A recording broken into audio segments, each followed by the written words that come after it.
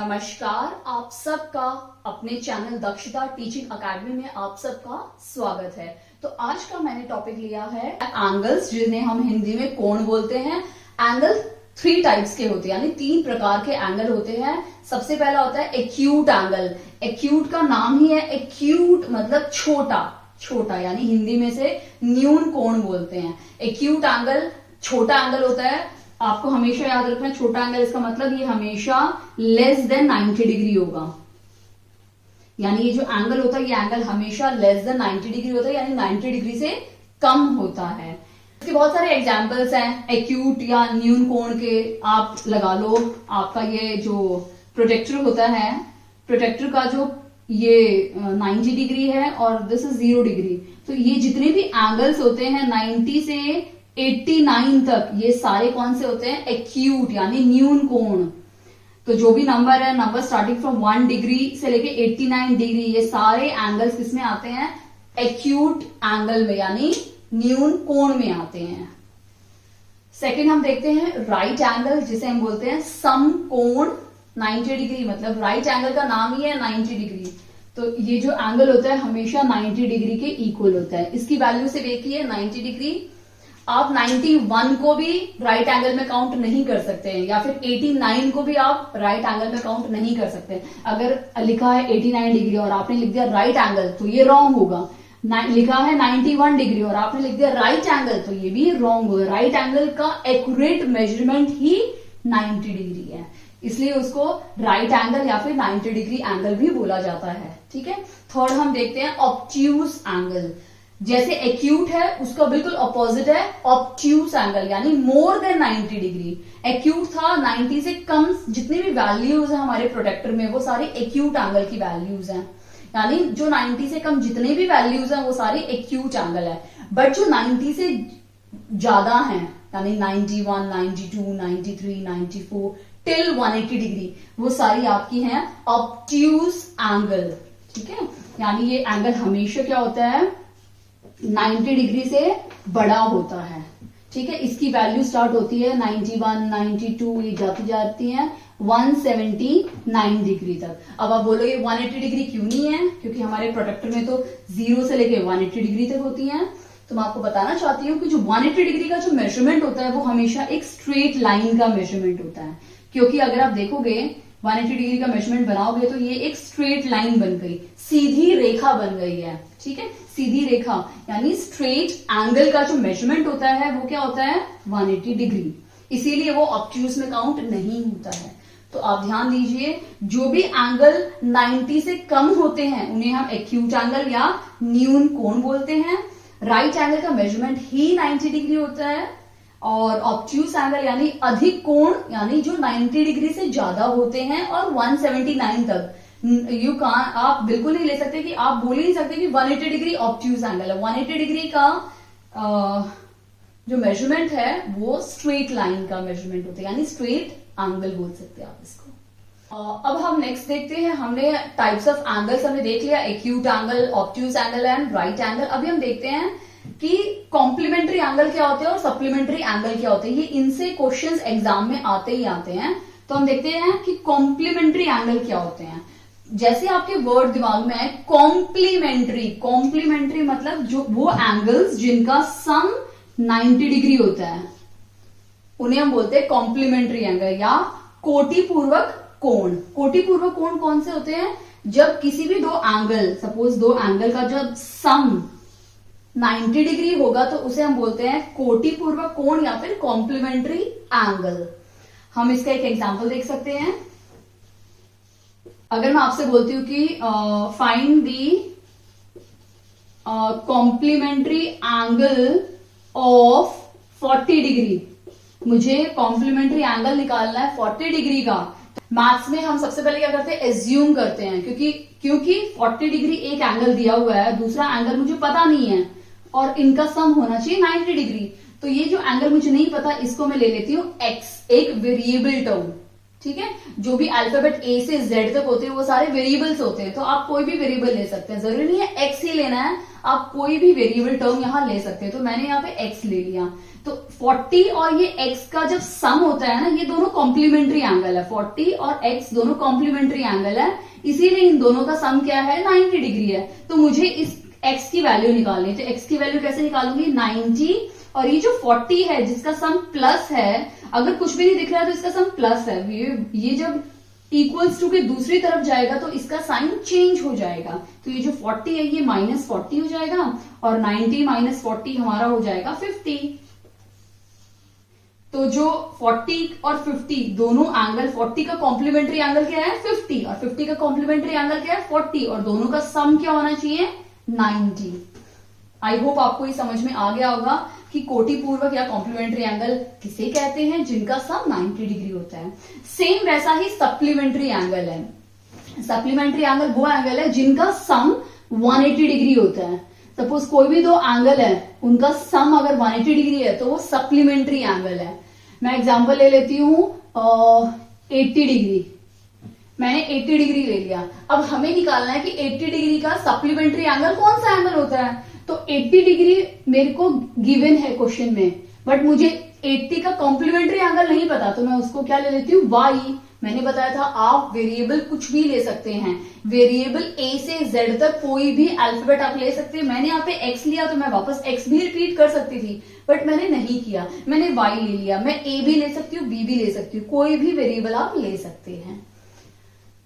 इसको मैं अभी 180 डिग्री लिख देती हूँ, क्योंकि मुझे y की वैल्यू निकालनी है, तो y मैं यहीं पे रखती हूँ, और x का कोई भी साइन यहाँ पे नहीं दिख रहा है। जब कोई भी साइन नहीं दिखेगा तो आपको एज्यूम करना है कि इसका साइन प्लस है, बट नेगेटिव होता तो यहाँ पे लिखा होता नेगेटिव। अब ये जो प्लस साइन वाला जो 80 है, ये दूसरे इक्वल्स टू के उस साइड जाएगा तो क्या हो जाएगा, प्लस चेंज होके क्या बन जाएगा, माइनस, और अगर माइनस होता तो वो चेंज होके क्या बन जाता, प्लस।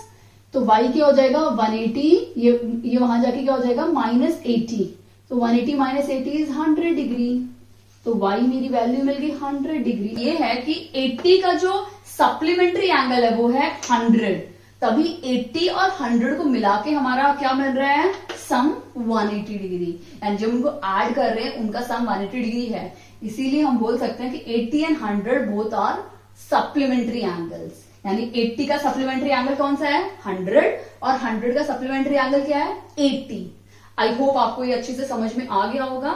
अब मैं इस पे कुछ एक्स्ट्रा क्वेश्चंस आपको कराने वाली हूँ, तो प्लीज इस वीडियो को ध्यान से देखिए।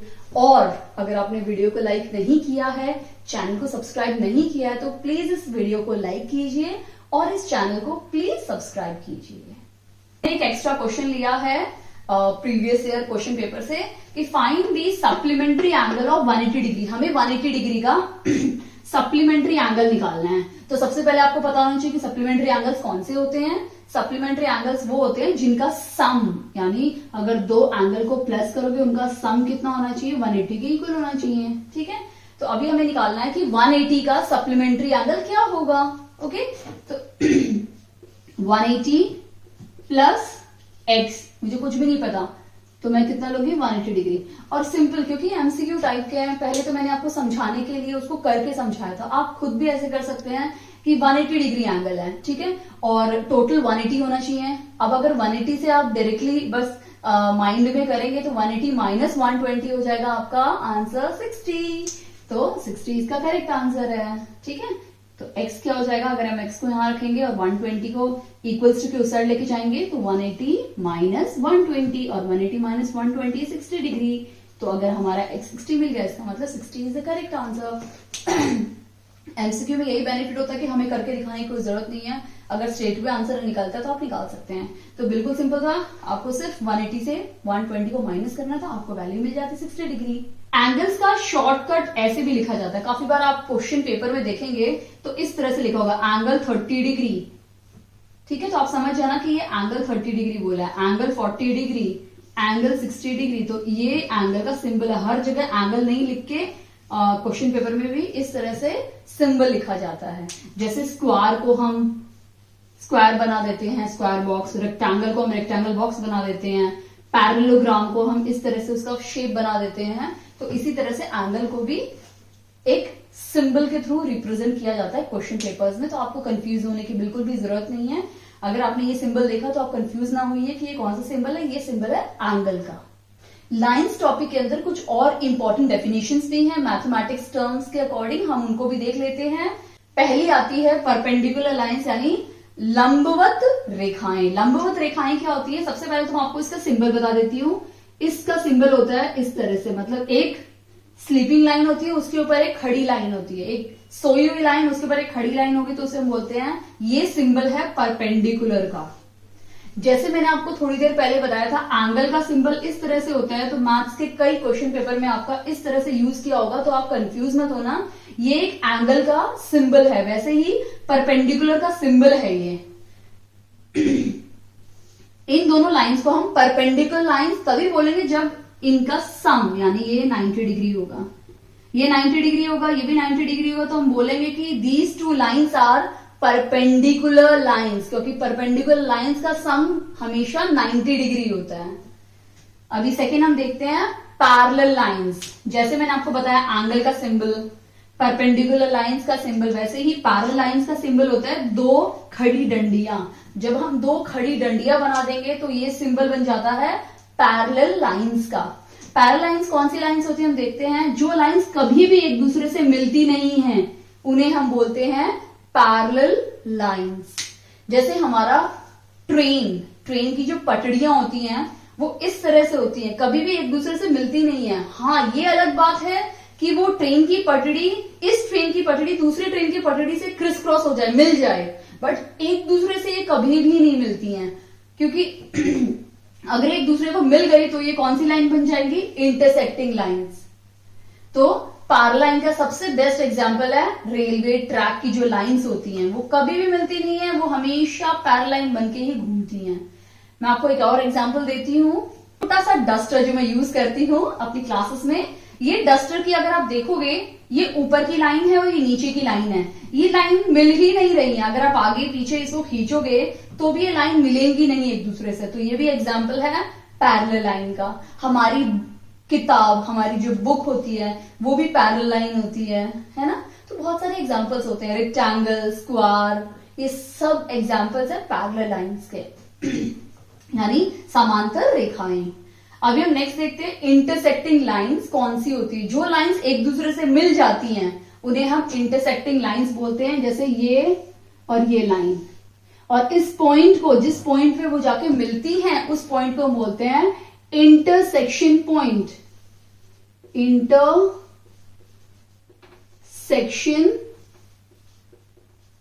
पॉइंट। तो इस पॉइंट को हम बोलते हैं, हम इसको नाम दे देते हैं क्योंकि मैंने आपको बताया नेमिंग इज वेरी इंपॉर्टेंट, हमें करनी ही है नेमिंग। तो ये जो 0 पॉइंट है इसको हम बोलते हैं इंटरसेक्शन पॉइंट, और इन दोनों लाइंस को हम बोलते हैं इंटरसेक्टिंग लाइंस।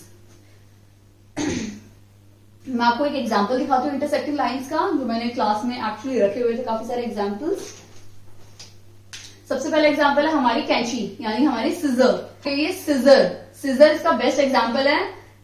ये पहली लाइन है, ये दूसरी लाइन है, ये दोनों जाके यहां मिल रही हैं इस पॉइंट पे, यानी ये देखो एग्जांपल है इंटरसेक्टिंग लाइंस का। यानी ये पॉइंट इंटरसेक्शन पॉइंट है और ये लाइंस क्या है?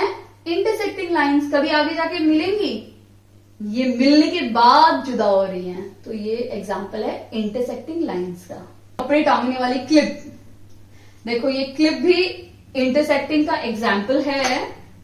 ये पहली लाइन है, ये दूसरी लाइन है, ये दोनों मिल रही हैं यहां इस पॉइंट पे आके, फिर ये आगे उस तरफ चली जाएगी, ये उस तरफ चली जाएगी। This is example of intersecting lines. But अगर मैं इसको इस तरह से कर दूं तो ये बन गई पैरेलल लाइन।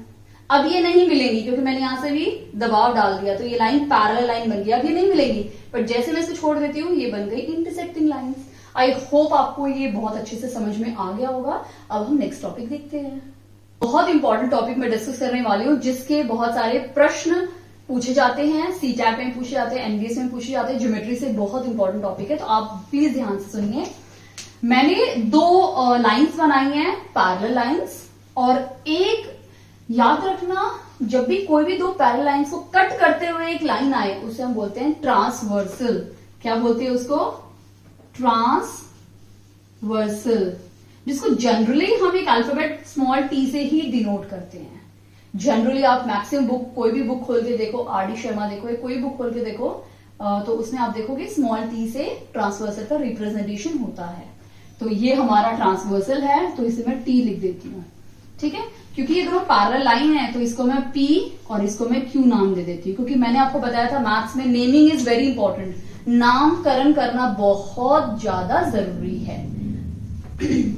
तो पी और क्यू हमारी दो पैरेलल लाइंस हो गई, और जो टी है वो ट्रांसवर्सल हो गया। याद रखना, ट्रांसवर्सल वो लाइन होती है जो दो पैरेलल लाइंस को कट करते हुए या बीच में से निकलती है, उसे हम बोलते हैं ट्रांसवर्सल। तो ये हमारा ट्रांसवर्सल है और ये दो हमारी पैरेलल लाइंस है। देखेंगे कुछ डिफरेंट टाइप्स के एंगल्स जो बहुत ज्यादा एग्जाम में आते हैं। तो सबसे पहले हम स्टार्ट करते हैं लीनियर पेयर से।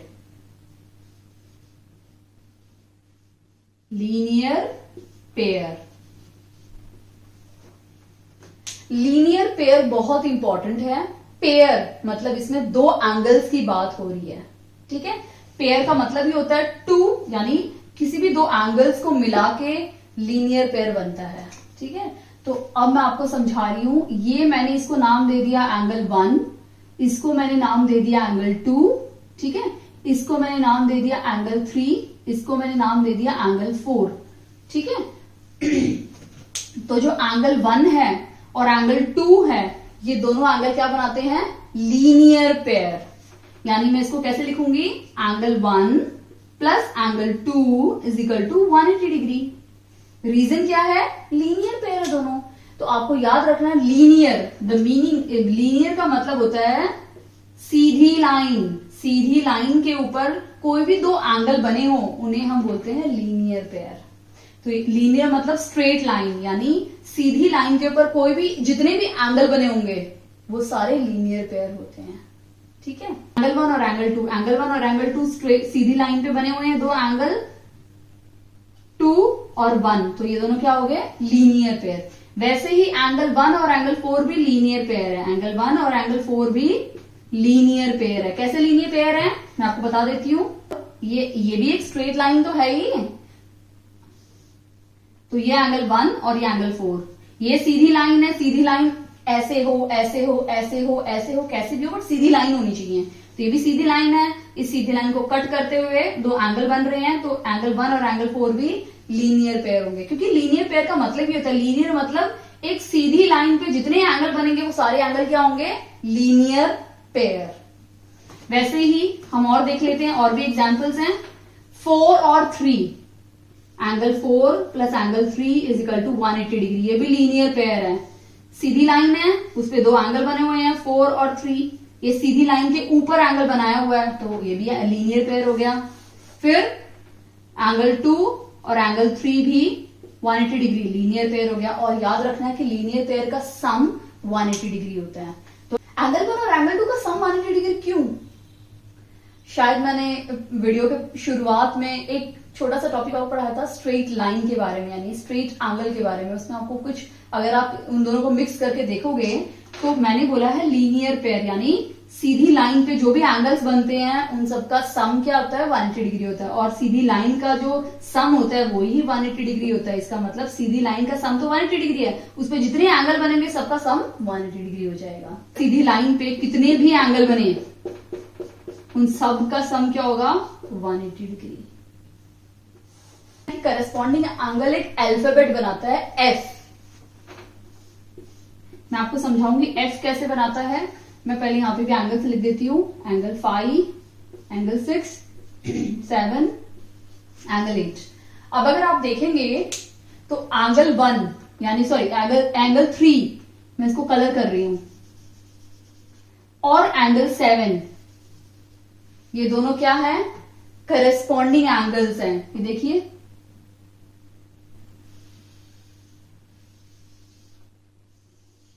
ये यानी ये एफ की तरह काम कर रहे हैं, एफ अल्फाबेट बना रहे हैं।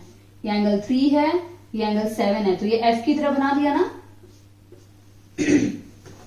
तो इन दोनों एंगल्स को हम क्या बोलेंगे? Corresponding angles. ये हमेशा इक्वल होते हैं, यानी एंगल 3 एंगल 7 के इक्वल होगा। एफ ऐसे भी बन सकता है, एफ ऐसे भी बन सकता है, ठीक है, एफ ऐसे भी बन सकता है, एफ ऐसे भी बन सकता है। ऐसे भी एंगल करस्पॉन्डिंग होंगे, ये भी एंगल करस्पॉन्डिंग होंगे, ये भी होंगे और ये भी होंगे। तो आपको हर एंगल से देखना है कि करस्पॉन्डिंग एंगल है या नहीं है। कंडीशन ये है कि ये जो एफ बन रहा है इसमें ये दोनों पैरेलल लाइंस होनी चाहिए, इसको जो आप एक्सटेंड भी कर सकते हो, ये दोनों पैरेलल लाइंस होनी चाहिए और ये एक ट्रांसवर्सल होना चाहिए। तो यहाँ पे ये दोनों पैरेलल लाइन है, ये एक ट्रांसवर्सल है, इनके बीच में जो भी एंगल्स बनेंगे सेम पोजीशन पे उन्हें हम बोलते हैं करस्पॉन्डिंग एंगल्स।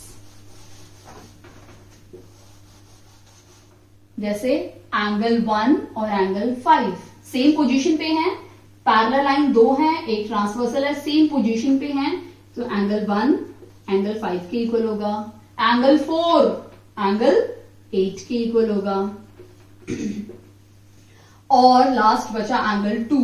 एंगल 2 किसके इक्वल होगा? प्लीज आप मुझे कमेंट सेक्शन में कमेंट करके बताएं कि एंगल 2 किस एंगल के इक्वल होगा करस्पॉन्डिंग एंगल्स में। तो मैं वेट कर रही हूं, आप लोग प्लीज कमेंट करके मुझे कमेंट बताइए। तो इंटीरियर एंगल, ऑल्टरनेट के दो एंगल्स होते हैं, एक इंटीरियर मतलब अंदर का एंगल होता है, एक एक्सटीरियर यानी बाहर एंगल बनता है, और ये हमेशा अल्फाबेट बनाते हैं जेड। जेड टाइप का एक अल्फाबेट बनेगा इसमें, ठीक है, जिसमें से ये जो जेड है इसमें से ये दोनों पैरेलल लाइंस हैं और ये हमारा है ट्रांसवर्सल टी। इस लाइन को आप एक्सटेंड भी कर सकते हैं। तो आप समझ रहे हैं कि ये एंगल इस एंगल के इक्वल होगा, एक्स एक्स के इक्वल होगा, और ये जो वाई वाला एंगल है ये इस वाई के इक्वल होगा। यानी अगर दो पैरेलल लाइन है और एक ट्रांसवर्सल है तो आपको 2 pair of alternate interior angles मिलेंगे, ओके, और ये एंगल्स हमेशा इक्वल होते हैं। यानी यहां पे अगर आप देखोगे तो z क्या बना रहा है, इस तरह से अगर आप देखोगे तो ये z बन गया, तो angle 4 is equal to angle 6, angle 4 is equal to angle 6, and इसका उल्टा भी लेंगे, angle 3 is equal to angle 5। ये एंगल्स हमेशा इक्वल होते हैं, angle 3 is equal to angle 5। ये दोनों एंगल्स क्या होते हैं? हमेशा इक्वल होते हैं, क्योंकि ये दो पैरेलल लाइन और एक ट्रांसवर्सल के अंदर की तरफ है, तो इसलिए हम इनको बोलेंगे इंटीरियर एंगल्स। अब इसमें एक्सटीरियर एंगल्स भी होते हैं।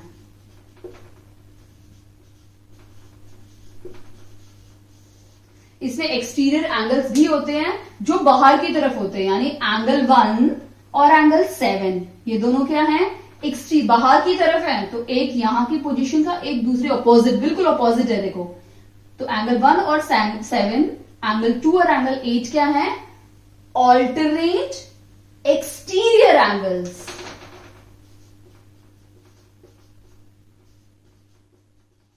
ये दोनों क्या हैं?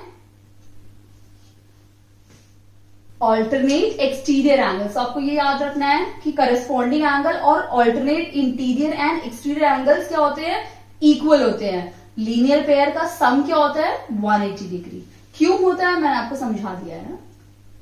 फोर्थ देखते हैं, वर्टिकल ऑपोजिट एंगल्स।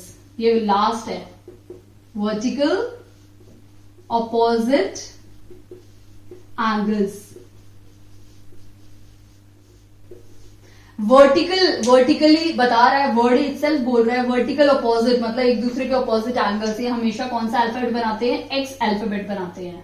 यानी वर्टिकल ऑपोजिट, यानी वर्टिकली ऑपोजिट हो, एक यहां का दूसरा दूसरी तरफ का, एक यहां का दूसरा दूसरी तरफ का। यानी एंगल 1 एंगल 3 के इक्वल होता है, और एंगल 2 एंगल 4 के इक्वल होता है, एंगल 5 एंगल 7 के इक्वल होता है, और एंगल 8 एंगल 6 के इक्वल होता है। तो इसमें भी एंगल्स इक्वल होते हैं।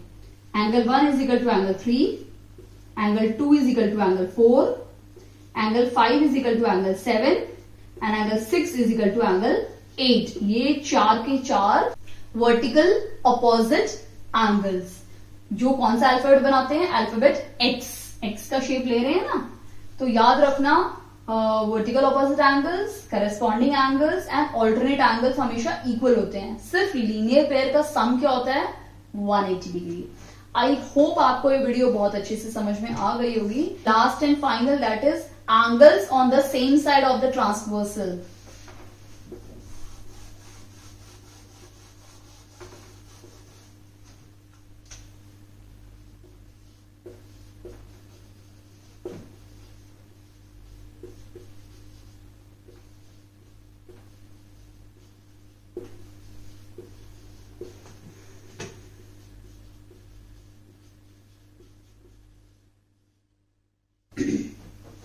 ये लास्ट और फाइनल है, angles on the same side of the transversal. मतलब ये दो पैरेलल लाइन है और ये ट्रांसवर्सल के जब सेम साइड के एंगल्स होते हैं, यानी एंगल 4 और एंगल 5, एंगल 3 और एंगल 6, यही एंगल होते हैं दोनों। ये एंगल्स या इनको हम बोलते हैं कंसेक्यूटिव एंगल्स, यानी नजदीक नजदीक के एंगल्स। इन एंगल्स को या एडजेसेंट एंगल्स भी बोला जाता है इनको। इन एंगल्स का जो सम होता है वो 180 डिग्री होता है। यानी एंगल 4 और 5 दोनों ट्रांसवर्सल के एक साइड में है। ये ट्रांसवर्सल के दूसरे साइड में कौन है? साथ में 3 एंड 6। तो angle 4 is equal to angle 5, angle 3 is equal to angle 6। इनका सम क्या होता है? 180 डिग्री। इनका सम होता है 180 डिग्री।